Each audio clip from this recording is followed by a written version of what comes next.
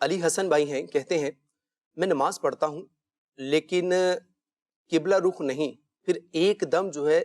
قبلہ رخ ہو جاتا ہوں، اس خواب کی کیا تعبیر ہو سکتی ہے؟ دیکھیں یہ تھوڑا تشویش والا خواب ہے، اور قبلے سے ہٹے ہوئے اپنے آپ کو دیکھنا نماز کی حالت میں، چونکہ نماز میں استقبال قبلہ جو ہے وہ شرط ہے، تو اسے ہٹے ہوئے دیکھنا یہ غلط نظریات کی علامت ہوتی ہے۔ اب یا تو جو خواب دیکھنے والا ہے اس کے نظریات کے اندر آلریڈی کوئی گڑبڑ ہے، خرابی ہے،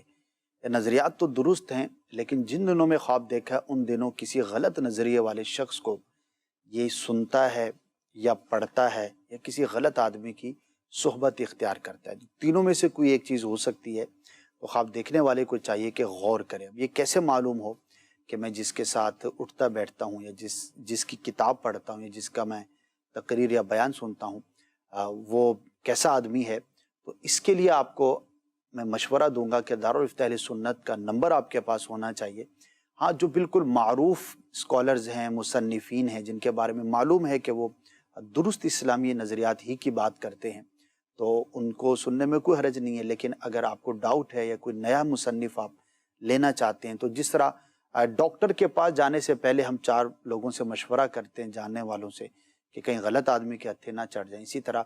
کوئی بھی آپ کتاب پڑھیں تو اس سے متعلق پہلے جاننے والے کو، جو بھی ایکسپرٹ ہیں، ان سے رابطہ کر لینا چاہیے۔ تو نمبر ہمارے لیے بڑا اہم ہے، یہ اپنے پاس محفوظ رکھیے اور معلومات کر لیجئے، تاکہ آپ کسی بھی غلط نظریے سے جو کہ اسلام سے متصادم ہو، ایسا نہ ہو کہ اس میں مبتلا ہو جائے۔ صلو علی الحبیب صلی اللہ تعالی علی محمد صلی اللہ تعالی علیہ وآلہ وسلم۔